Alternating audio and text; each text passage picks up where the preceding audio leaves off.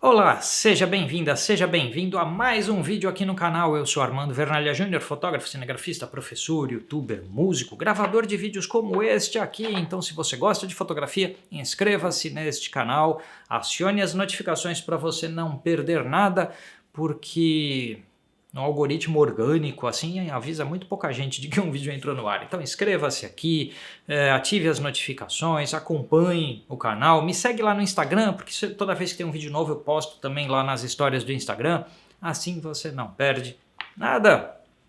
E se quiser, seja membro deste canal ou junte-se à comunidade de apoiadores no Apoia-se e também leve em consideração comprar meus cursos. Vamos lá, gente. Comprimento focal é um erro que cometemos desde sempre. Minha outra opção de título para esse vídeo era: pare de falar em comprimento focal, fale em ângulo de visão. E eu nem sei qual foi para o ar agora a essa altura. Vamos lá, gente. Quando a gente fala, eu tenho um roteiro enorme aqui. Esse aqui é quase um para lá do básico. Talvez eu coloque na playlist para lá do básico, sim. Mas eu vou tentar que ele não fique extra longo. Vamos tentar ser conciso aqui.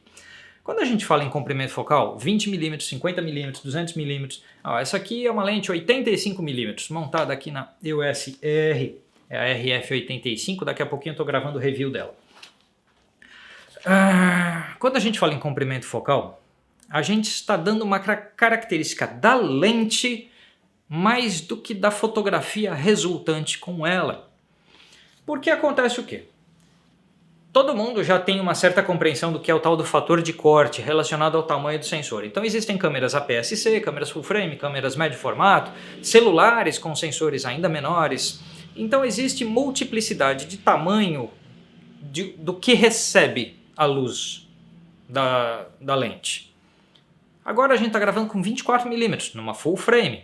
Fosse a mesma 24mm numa APS-C, seria aqui o quadro. Então você não estaria vendo esses livros da estante, não estaria vendo essa parte branca da parede, não estaria vendo boa parte aqui, a guitarra e o violão aqui embaixo, você não estaria vendo nada disso. Ia ter isso aqui, ó. Fosse uma PSC. Numa 24mm, aí você fala, como é que 24mm dá duas cenas diferentes? E tem gente que vira e fala assim, os fabricantes não deveriam informar, já que a lente 24mm dá o campo de uma 38mm, os fabricantes não deveriam informar 38 ao invés de 24? Não, porque ela é 24, é física, é comprimento focal. Entre o objeto óptico e quando ela faz o foco, você tem esse tamanho, essa distância, esse espaço. Assim, não posso chamar a 24 de 38 porque ela é 24, mas ela está gerando um campo equivalente a uma de 38. Olha como falar em comprimento focal causa confusão. Seria tão melhor se a gente falasse em ângulo de visão. Então, por exemplo, eu tenho aqui a 50mm, eu pus aqui no roteiro 50, não pus a 24, mas daria na mesma como exemplo. Então a 50, usada numa full frame, gera um ângulo de 47 graus aproximadamente, 46, alguma coisa. Medido aqui na diagonal, tá? Medido na diagonal. É assim que medem ângulo de visão de lente. Que dá uns 40 graus assim na horizontal. Que dá uns 27 graus assim na vertical. Esse é o ângulo de uma 50mm numa full frame. E numa APS-C, a lente que vai dar esses ângulos de visão é uma 30mm. Então se eu coloco a 50 na full frame e a 30 na APS, ela gera um quadro com esta largura, com esta altura, com este ângulo diagonal? Sim. E a profundidade de campo muda, não sei. Sim, isso são outros assuntos, mas o enquadramento, o tamanho do nosso quadro é a primeira e mais importante informação que a gente tem sobre uma lente, porque é isso que determina o que cabe na nossa foto. Reparem que nos celulares, eu estou com o meu celular ali, ele diz que a câmera super wide dele acho que dá 114 graus. Ele não fala o comprimento focal, ele fala os graus. Porque aí você pensa, 90 graus, né? É uma quina dessa, é mais do que isso aqui de abertura. Então mesmo um leigo em geometria consegue entender que 100 graus, 114 graus é um ângulo bem aberto, então ela deve encaixar muita coisa. E se eu ponho lá 20 graus, eu sei que é um ângulo bem fechado, deve caber pouca coisa, como um binóculo, como uma teleobjetiva. Então, ângulo de visão é tão mais útil para a fotografia do que comprimento focal e geraria tão menos confusões do que comprimento focal, porque a gente pode falar assim, mas comprimento focal está dando problema agora em digital por causa do tal do fator de corte. Não, isso já tinha em filme, gente, já tinha filme de grande formato, sendo que grande formato tem 2, 3 tamanhos de chapa, médio formato tinha 2, 3 tamanhos de filme, 35mm, que é o full frame, já existiu o filme APS, o Advanced Photo System, é daí que vem o nome. Então existia um filme menor, existiam outros, existia o filme 110, então tem outros formatos de filme. Então essa diferença de enquadramento para um mesmo comprimento focal já existia em filme. Essa confusão está na fotografia há muitos e muitos e muitos anos. Então não é novo, não é de agora. Mas agora a gente vê o surgimento dos smartphones com uma outra linguagem. Os smartphones falam em ângulo de visão. E isso é tão mais prático e tão mais útil para o dia a dia, que é por esse motivo que eu queria trazer esse assunto aqui para o canal. Nós, como professores, agora conversa de colega de professor, tá? Você que ensina fotografia, isso vale para todos os youtubers de fotografia.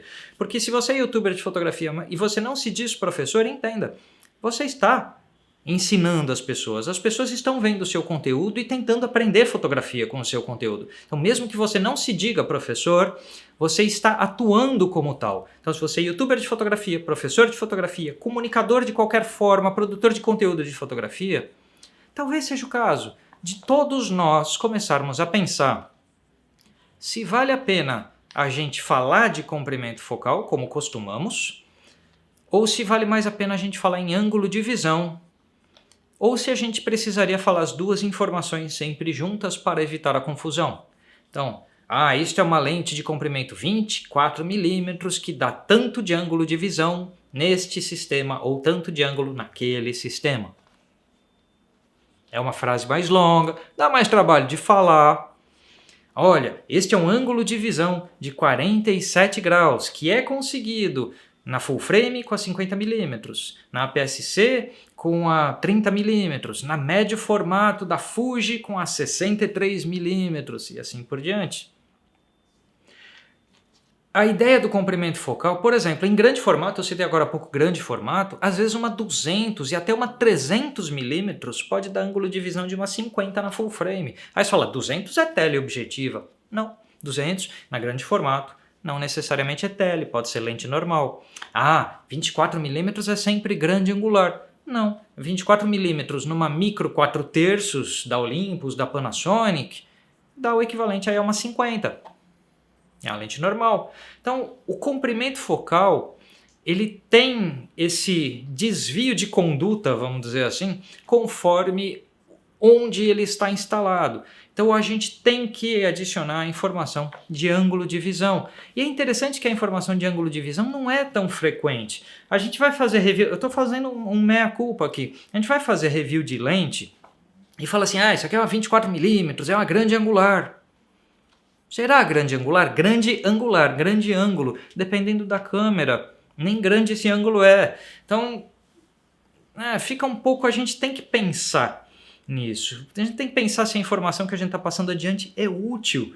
Então, eu citei micro 4/3, APS-C, full frame, médio formato e grande formato, só para mostrar que uma única lente pode se comportar de 5 formas diferentes ou mais com as subdivisões desses sistemas, porque médio formato tem alguns, grande formato tem alguns e assim por diante.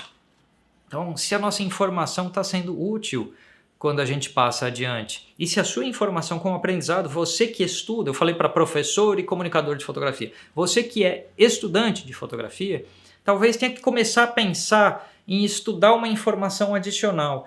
Quando você está estudando sobre lentes, essa lente é uma 24mm, essa aqui é uma 50, essa é uma 85, essa é uma 90, seja lá qual for. Que ângulo de visão essa lente dá? Caça na internet a informação para, na minha câmera que é uma APS-C, qual ângulo eu tenho? Na minha câmera que é uma full frame, qual ângulo eu tenho? E assim por diante, porque isso vai te dar mais noção de enquadramento, que é uma coisa fundamental na fotografia. Deixa eu ver se eu não esqueci nada. Acho que eu não esqueci nada. Então, por exemplo, quando eu fiz o review do Xiaomi, o Mi 10T Pro, eu pus uma observação aqui no roteiro. A câmera super wide dele acho que faz 120 graus, que equivale a uma 12 ou 13 milímetros numa full frame. Só que o comprimento focal da lente do celular é 2 milímetros, 3 milímetros, alguma coisa assim. Então, comprimento focal fica uma informação um pouco anacrônica mesmo, um pouco inútil mesmo. E outra coisa que o comprimento focal causa de estranheza é quando a gente fala de olho de peixe. Eu tenho um vídeo já antigo aqui sobre lentes olho de peixe, fisheye, e as fisheye são 15 milímetros, a maioria delas, ou 8 milímetros quando ela é feita para APS-C. Para full frame elas são geralmente 15 milímetros. E aí você pega uma lente 14mm, uma lente 12mm, que não é fisheye. E aí você fala, então essa aqui deve arredondar mais e dar mais efeito que uma fisheye. Não, a fisheye é 15 e forma aquele arredondado todo porque ela capta 180 graus. Eu explico isso direitinho no vídeo. Então dá uma chegada lá se você não viu. E às vezes uma 14, você fala, em milímetros ela é menos, mas o ângulo de visão dela é mais estreito. Então, a relação de comprimento focal nem sempre indica com precisão o que é que estamos enxergando diante das nossas lentes. Por essa razão toda que eu estou fazendo esse vídeo, para tentar clarear isso, olha, eu vou pôr ele na Pra Lá do Básico, que é um vídeo com menos de 15 minutos na Pra Lá do Básico, mas é porque é um assunto técnico que tem uma certa profundidade e que eu estou aqui dando a sugestão de pesquisa e que eu estou aqui dando a sugestão para que toda a YouTubosfera... Então, galera aí, ó, Ronaldo 35, Ale Rodrigues, Andrei Back to Basics, todo mundo, Heitor, sei lá, todo mundo aí que é youtuber de fotografia, se eu ficar citando nomes aqui, tem inúmeros colegas, canais maiores e menores, dos mais variados, tem um monte de canal bom na internet.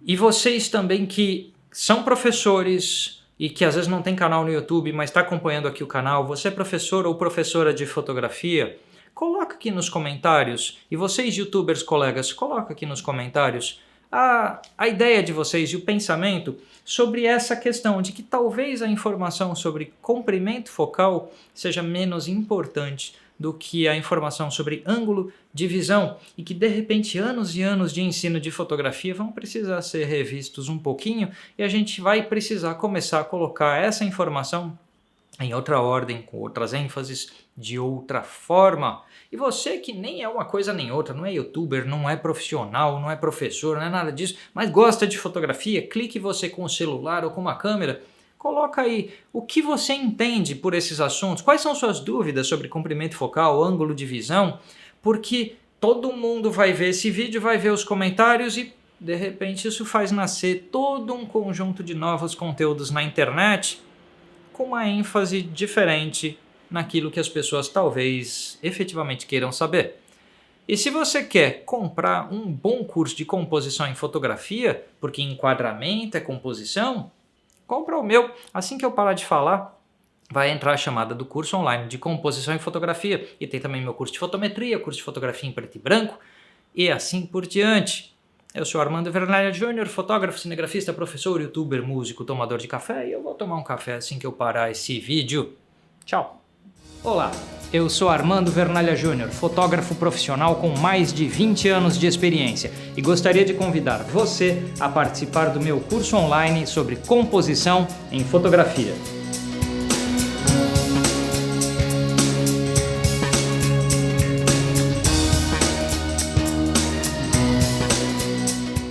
E falaremos também da história da arte. Vamos trazer muitos exemplos dos clássicos da pintura e de como portar estes exemplos para dentro da nossa fotografia, em termos de composição, uso de luz e sombra, harmonia de cores e muito mais.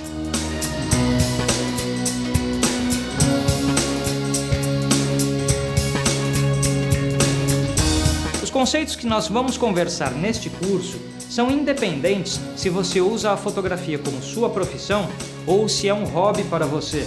Inclusive, se você fotografa com seu smartphone, com uma câmera compacta ou com uma câmera profissional DSLR ou mirrorless, porque os conceitos de composição podem ser aproveitados por todo mundo.